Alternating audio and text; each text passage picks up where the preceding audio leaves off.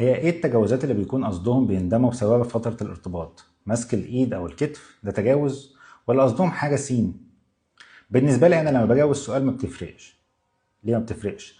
لانه ما دام الشخص حط عليها مسمى تجاوز يبقى هو بالنسبة له بيعمل تصرف اذا كان من مسكة ايد او الكتف او حتى حاجة جنسية، والتصرف دوت بالنسبة له بيناقض وبيخالف معتقداته وقيمه.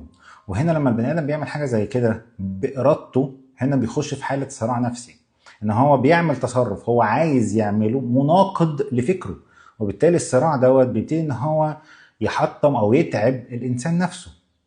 وهي دي بتبقى المشكله الاساسيه.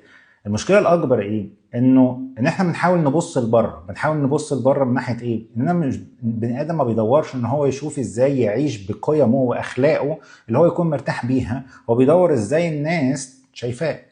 فوارد الناس ما تشوفش اخطائه فيعيش كده في صراع